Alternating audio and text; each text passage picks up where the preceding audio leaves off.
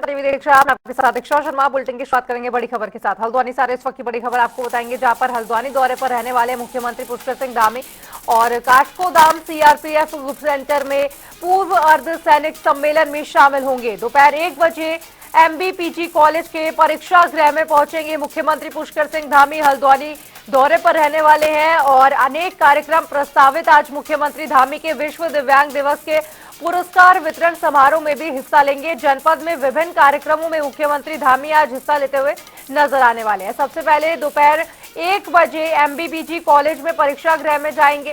विश्व दिव्यांग दिवस के पुरस्कार वितरण समारोह में भी हिस्सा लेंगे। जनपद में विभिन्न कार्यक्रमों में आज मुख्यमंत्री धामी व्यस्त रहने वाले हैं। हल्द्वानी दौरे पर जब आएंगे तो विशेष रूप से महत्वपूर्ण हो जाता है। काठगोदाम सीआरपीएफ ग्रुप सेंटर में पूर्व अर्धसैनिक बलों से मुलाकात करेंगे, उनका हौसला अफजाई करेंगे और दोपहर 1 बजे विश्व दिव्यांग दिवस के अवसर पर पुरस्कार वितरण समारोह में एमबीपीजी कॉलेज में हिस्सा लेंगे।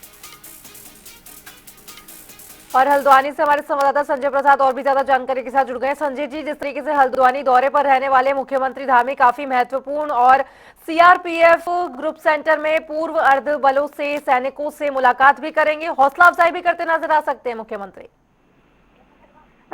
जी बिल्कुल, आज जिस तरीके से मुख्यमंत्री धामी हल्द्वानी दौरे पे आ रहे हैं और जो इसका बड़ा आकर्षण है वो है ग्रुप सेंटर में सीआरपीएफ काठगोदाम में अर्धसैनिक सम्मेलन जो होने जा रहा है उसमें क्या बड़ा महत्वपूर्ण ये दौरा माना जा रहा है, क्योंकि पूर्व सैनिकों के पहले भी सम्मान में कार्यक्रम आयोजित किए गए थे और आज जो अर्धसैनिक सम्मान समारोह है इसमें मुख्यमंत्री का शिरकत करना अपने आप में एक बड़ी बात है और इससे जो पूर्व सैनिक हैं उनमें भी एक उत्साह की बात यहाँ देखने को मिल रही है। और साथ ही साथ जो दूसरे कार्यक्रम में मुख्यमंत्री धामी शिरकत करेंगे वो विश्व दिव्यांग दिवस के मौके पर एमबीपीजी कॉलेज हल्द्वानी में जो कार्यक्रम आयोजित होना है उसमें सहभागिता करने जा रहे हैं।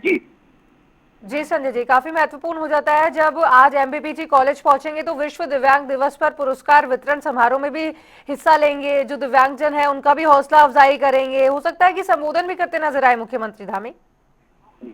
बिल्कुल, अभी कार्यक्रम की जो रूपरेखा सामने आई है उसके अनुसार विश्व दिव्यांग दिवस पे जो पुरस्कार वितरण समारोह है उसकी सहभागिता की सूचना है और बताया जा रहा है कि वहाँ जो पुरस्कार वितरण में शामिल दिव्यांगजन हैं उनको संबोधित भी किया जाएगा, उनकी भी हौसला अफजाई की जाएगी और साथ ही साथ जो सुविधाएं दिव्यांगजनों को उत्तराखंड पूरे प्रदेश में दी जाती हैं उसकी भी कहीं ना कहीं विभाग द्वारा उसके प्रचार प्रसार की भी रूपरेखा तैयार की जा रही है। जी संजय जी, बहुत बहुत शुक्रिया आपका तमाम जानकारी पर अपडेट साझा करने के लिए। बड़ी खबर हल्द्वानी से आपको बता रहे थे, जहां पर जनपद में विभिन्न कार्यक्रमों में आज मुख्यमंत्री पुष्कर सिंह धामी व्यस्त रहने वाले हल्द्वानी दौरे पर रहेंगे। काठगोदाम सीआरपीएफ ग्रुप सेंटर में पूर्व अर्धसैनिक सम्मेलन में शामिल होंगे, उनको सम्मानित करेंगे और इसके बाद दोपहर 1 बजे एमबीपीजी कॉलेज में विश्व दिव्यांग दिवस के अवसर पर पुरस्कार वितरण समारोह में शिरकत करते हुए नजर आएंगे।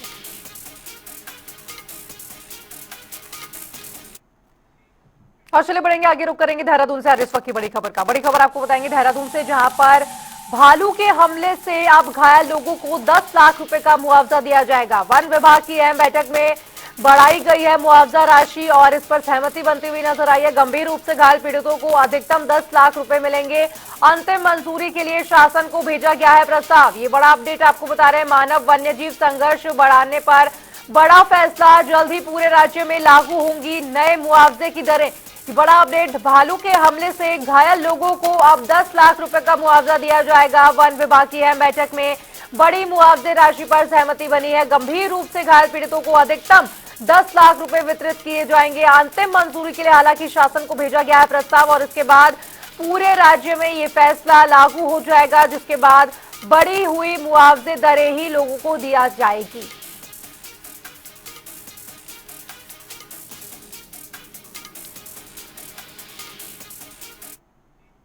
तो वहीं बिहार के बाद अब देश भर में स्पेशल इंटेंसिव रिवीजन यानी कि एसआईआर शुरू हो रहा है और उत्तराखंड में भी जल्द प्रक्रिया शुरू होगी। इस बीच कांग्रेस ने चुनाव आयोग पर फर्जी वोट काटने और जोड़ने के आरोप लगाते हुए चेतावनी दी है और इसी कड़ी में कांग्रेस प्रदेश उपाध्यक्ष सूर्यकांत धस्माना ने कहा है कि किसी भी मतदाता का वोट गलत तरीके से बदला गया तो बीएलओ से लेकर बड़े अधिकारियों के दफ्तर, सड़क तक घेराव किया जाएगा।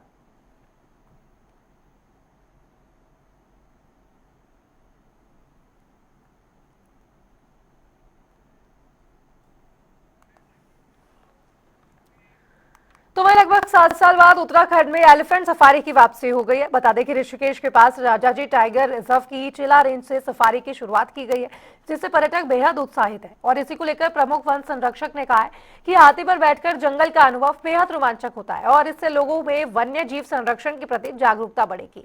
वहीं विभाग का मानना है कि सफारी से स्थानीय अर्थव्यवस्था को भी बढ़ावा मिलेगा। जो हाथी का सफारी के बारे में आप बात कर रहे हैं, ये एक डेफिनेटली रोमांस की बात होता है। जो लोग कभी हाथी देखे नहीं होंगे या दूर से देखे होंगे, लेकिन उसके मैंने पर्यावरण दृष्टि से या पर्यटन दृष्टि से एक जिस एरिया में वो उनको डेजिग्नेट कर गया कि आपने यहाँ पर हाथी के पीठ बैठ के सफारी कर सकते हैं, जंगल का नज़रिया पूरा अलग दिखता है हाथी का पीठ से। उसमें जानवर का मूवमेंट हो, ग्रासलैंड हो, वाटर होल हो, जो आपने गाड़ी में नहीं देख सकते, आप हाथी का पीठ से एक हाइट है वहाँ से आप देख सकते हैं।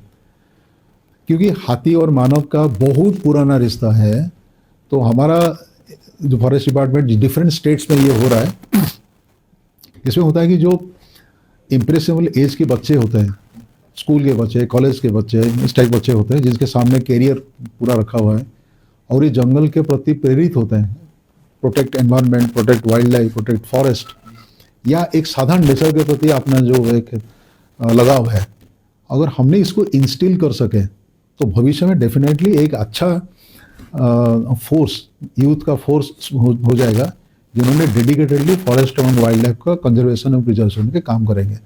तो ये दो लाभ देगा। एक तो हमको जंगल का दायरा देखने में सुविधा, लोगों को हमने अट्रैक्ट करेंगे फॉर दिस इको टूरिज्म, जिसमें स्थानीय लोगों को लाइवलीहुड और उसके साथ साथ हमको टैक्स भी मिलेगा रेवेन्यू के रूप में, एवं इसके साथ साथ हमने भविष्य पीढ़ी के लिए एक अच्छा संदेश भी दे पाएंगे। सो दैट इज़ वाई जो एलिफेंट सफारी का फिलोसफी इसी के ऊपर ही निर्भर करता है।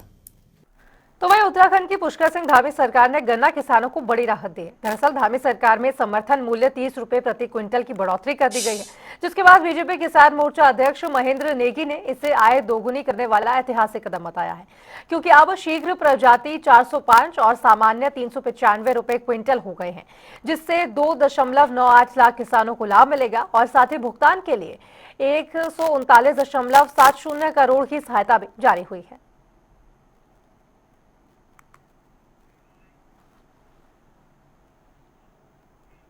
तो वहीं लक्सर के नहेंद्रपुर सुठारी गांव में गंदगी बढ़ती जा रही थी कि तभी डेंगू जैसी बीमारियों ने ग्रामीणों की चिंता बढ़ा दी है।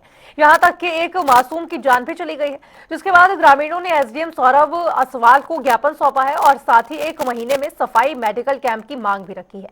साथ ही उन्होंने कहा कि अगर सुनवाई नहीं हुई तो वह डीएम में शिकायत करेंगे, क्योंकि जनप्रतिनिधि सफाई पर ध्यान नहीं दे रहे हैं।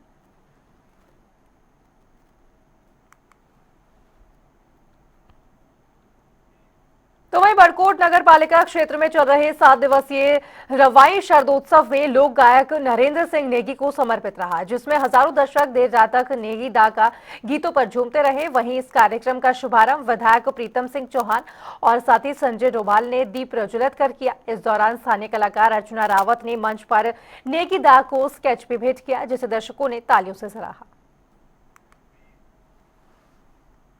आपको बताएं कि लोक संगीत की मिठास से पूरा शरदोत्सव परिसर खिलता हुआ नजर आया। कार्यक्रम की शुरुआत करीबन 2 दिन पहले हुई है और जब शुरुआत हुई है तो समापन समारोह भी अच्छे ढंग से मनाया जाएगा, लेकिन उससे पहले हजारों की भीड़ लोकधुनों पर जमकर थिरकती हुई नजर आई। बड़ी संख्या में उत्तरकाशी के लोगों ने और दूर दूर से पर्यटक यहां आए और इतना ही नहीं, कार्यक्रम में सम्मिलित सभी लोक गायकों ने लोगों की मनोरंजन का काम किया और स्थानीय कलाकारों ने स्केच भी भेंट कर इनको सम्मानित किया।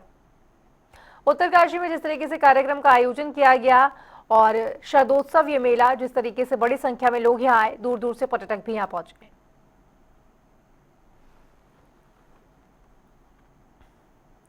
तो वहीं हरिद्वार में अंतर्राष्ट्रीय सहकारिता वर्ष 2025 के अवसर पर सहकारिता मेला 2025 का भव्य शुभारंभ हुआ। ऋषिकुल मैदान में किया गया, जहां मुख्य अतिथि के तौर पर विधायक मदन कौशिक शामिल हुए। इस दौरान उन्होंने कहा कि स्वयं सहायता समूह और स्थानीय उत्पादों को बढ़ावा देने से रोजगार के नए अवसर खुल रहे हैं। वहीं कार्यक्रम में जनप्रतिनिधियों की मौजूदगी रही और अनेक समूहों ने अपनी स्थानीय उत्पादों की प्रदर्शनी भी लगाई।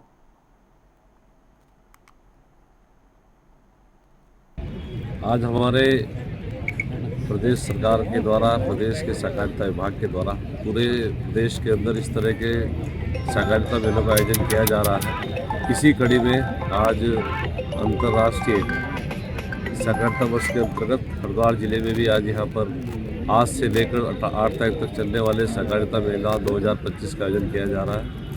और निश्चित रूप से पिछले 8 वर्षों में केंद्रीय सहकारिता मंत्री, गृह मंत्री आदरणीय अमित शाह जी के नेतृत्व में जिस तरह से हमारी राज्य सरकार ने कोऑपरेटिव के क्षेत्र में काम किया है, कोऑपरेटिव सोसाइटियों को कंप्यूटराइज करने का, उनको डिजिटलाइज करने का और साथ ही साथ बहुउद्देशीय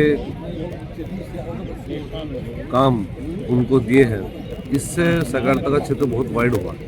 और चाहे वो किसानों की आय दुगना करने वाला विषय हो, लखपति बीवी बनाने वाला विषय हो, और या कई अन्य लखपति दीदी भी हम समझते हैं कि उसके अंदर बहुत महत्वपूर्ण भूमिका हमारे कोऑपरेटिव डिपार्टमेंट की है। उन्होंने उनको बिना इंटरेस्ट के लोन देने का काम किया, किसानों को बिना इंटरेस्ट के लोन देने का काम किया, जो उनकी आय में वृद्धि करने का एक माध्यम बना है।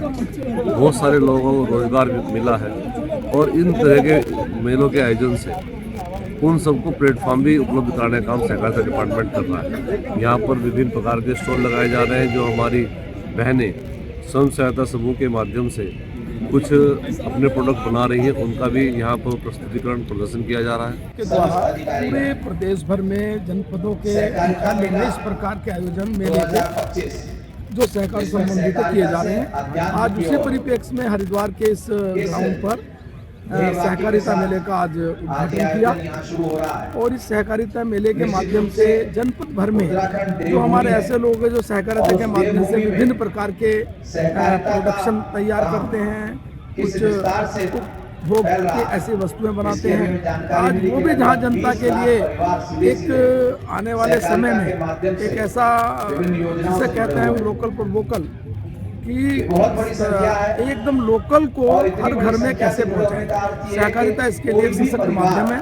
प्रधानमंत्री नरेंद्र मोदी जी के बाद सहकारिता एक आंदोलन के रूप में चलाया गया और उसमें लगभग मैं कहूँ करोड़ों लोगों को रोजगार से जोड़ा गया और आज उसी परिप्रेक्ष्य में लोगों की जानकारी में रहे, आम लोगों तक इस मेले के माध्यम से वो सारी पहुंचे जो सरकार के माध्यम से सहकारिता को एक बढ़ावा दिया जा रहा है। तो आज इस अवसर पर मैं सभी जो सहकारिता हमारे विभाग के लोग हैं, आदरणीय धन सिंह रावत जी, आदरणीय हमारे मुख्यमंत्री जी और सहकारिता विभाग के अधिकारियों को बधाई देता हूँ। और माननीय सहकारिता मंत्री जी के दिशा निर्देशन में आज हमारा सहकारिता मेला हरिद्वार जिले में त्रिशूल मैदान में उसका प्रारंभ हो चुका है, अभी शुभारंभ हो चुका है।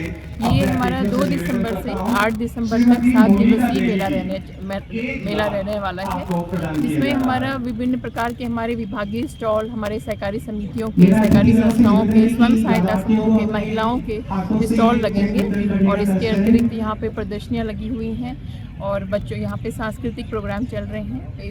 स्कूली बच्चों के भी आज हमारे चित्रकला, वाद विवाद, नृत्य प्रोग्राम ये आयोजित किए गए, रस्साकस्सी का भी प्रोग्राम का आयोजन किया गया। तो इस प्रकार से हमारा ये सहकारिता, जो कि हमारा सहकारिता से आध्यात्मिक समृद्धि हमारी थीम है, उस पर हमारा मेला अभी 2 से 8 दिसंबर तक लगातार चलता है। तो वहीं इच्छा विधायक तिलक राज बेहड़ के प्रयासों को बड़ी सफलता मिली है। बता दें कि मुख्यमंत्री की घोषणा के तहत राजकीय बालिका इंटर कॉलेज में नए कक्ष निर्माण को शासन से मंजूरी मिल गई है। इसी को लेकर 5 करोड़ 72 लाख की इस परियोजना में पहले चरण के रूप में 2 करोड़ 29 लाख रुपए जारी भी किए जा चुके हैं। बहुत बड़ी उपलब्धि है जो राजकीय कन्या इंटर कॉलेज है यहाँ का अटल उत्कृष्ट के नाम से।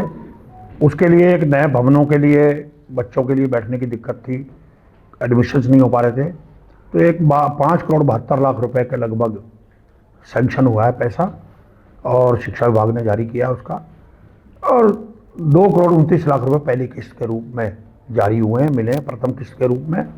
मैं यहाँ बधाई देता हूँ कि अच्छा और पुराना जो बिल्डिंग है उसकी भी मरम्मत 40-50 लाख रुपए जो भी लगभग उसमें इसके साथ जोड़ी गई है, उसकी भी मरम्मत होगी पूरे इंटर कॉलेज की कक्षों की। तो एक नया स्वरूप बन के इंटर कॉलेज का आएगा और मैं बधाई देता हूँ कि इसके अंदर 12 कक्ष बनेंगे, ground floor, first floor, third floor, second floor, 3 ground होंगे, इसमें बिल्डिंग भवन बनेगा उसके अंदर बच्चों के बैठने के लिए एक सांस्कृतिक कार्यक्रमों के लिए भी एक बड़ा हॉल का निर्माण भी होगा।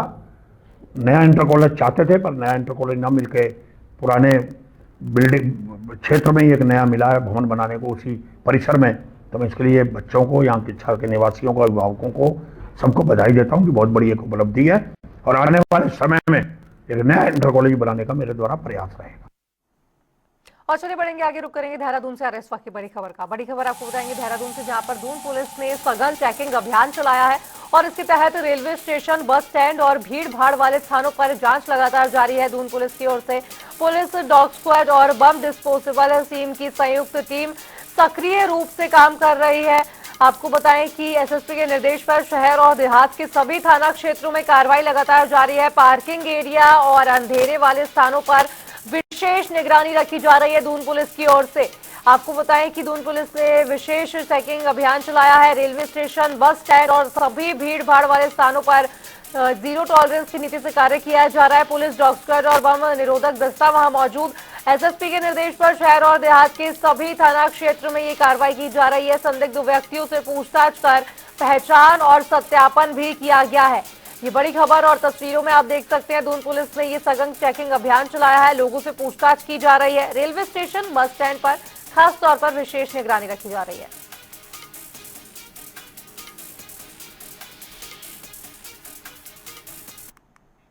तो वहीं रानीपुर विधानसभा क्षेत्र के डीपीएस स्कूल में सांसद खेल महोत्सव 2025 ऊर्जा और उत्साह के साथ संपन्न हुआ। इस दौरान नगर पालिका अध्यक्ष राजीव शर्मा ने दीप प्रज्वलित कर कार्यक्रम का उद्घाटन किया।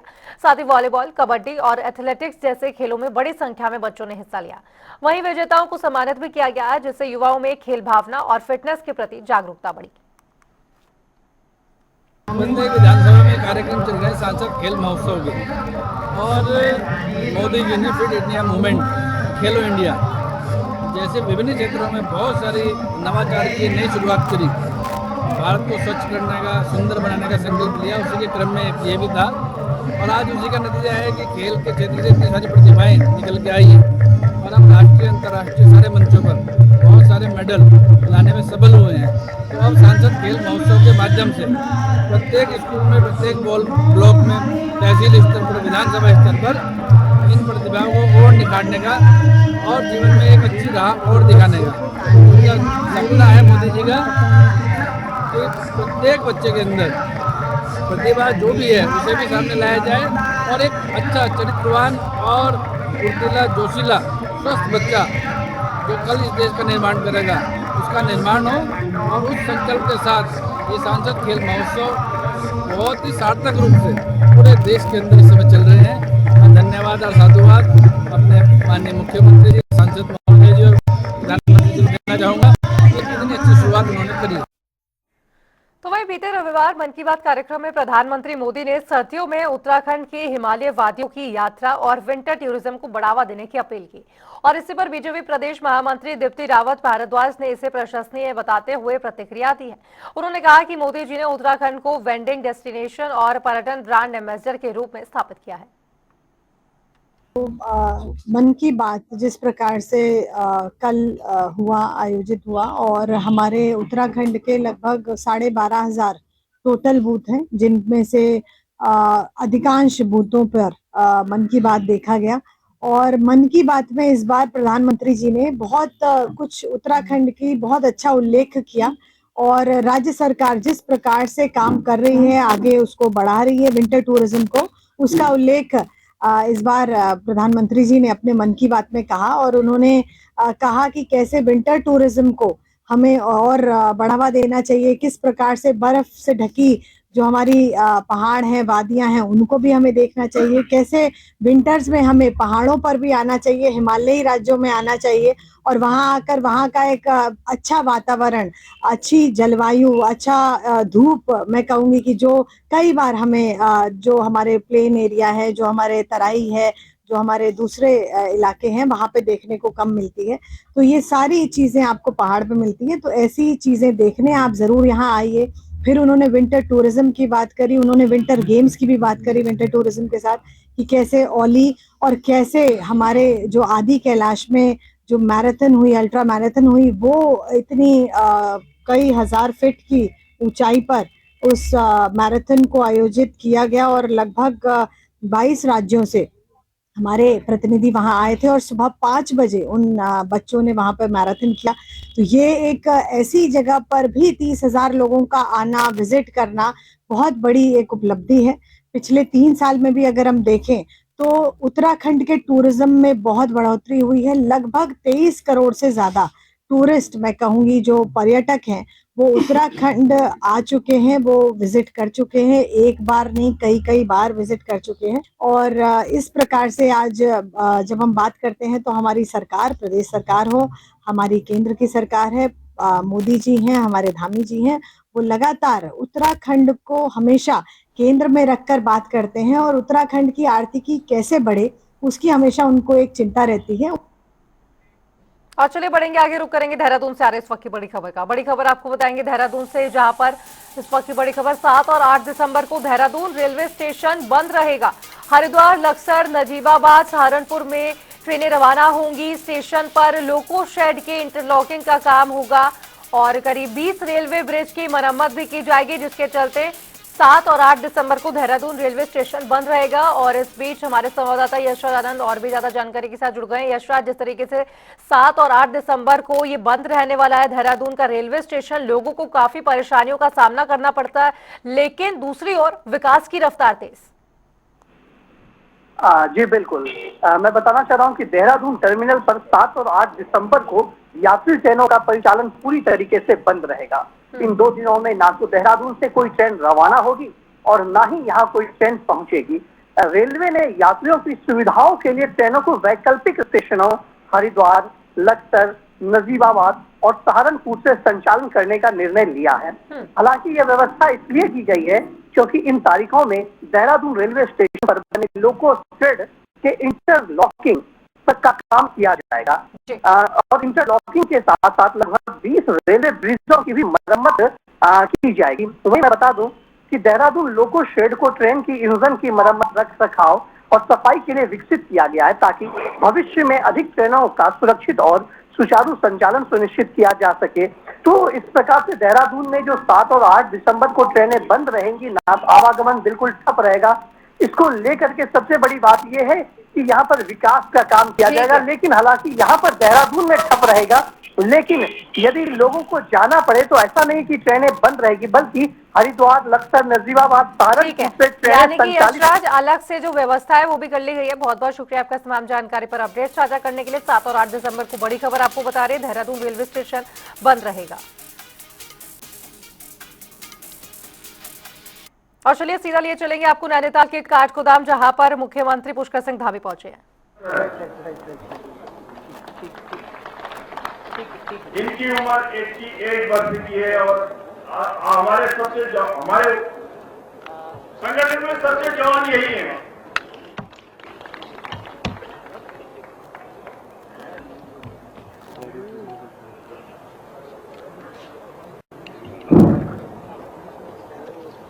परम आदरणीय श्री पुष्कर सिंह धामी जी, माननीय मुख्यमंत्री उत्तराखंड सरकार, सादर नमस्कार।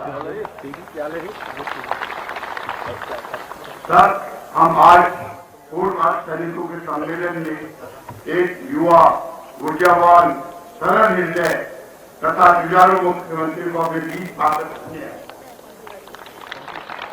हम आपका हृदय की गहराई से स्वागत करते हैं। हम अपने संगठन के संरक्षक कैबिनेट मंत्री श्री गणेश जोशी जी के आभारी हैं कि आपका मार्गदर्शन और सहयोग हमको मिलता रहता है। कुछ दिन पहले जब मैंने आपसे बात की थी कि इस सम्मेलन में, जिसमें उत्तराखंड के सभी जनपदों के प्रतिनिधि, वीर नारियां और परिवार के सदस्य शामिल रहेंगे, माननीय मुख्यमंत्री जी का आशीर्वचन देने के लिए मुख्य अतिथि के रूप में निमंत्रित करना चाहते हैं, तो आपने स्वयं मुझे मुख्यमंत्री जी से अपने साथ चलकर निमंत्रण पत्र देने को कहा। साथ ही आपने भी हमारा रुक रहे एक छोटी सी ब्रेक के लिए, फौरन होंगे हाजिर।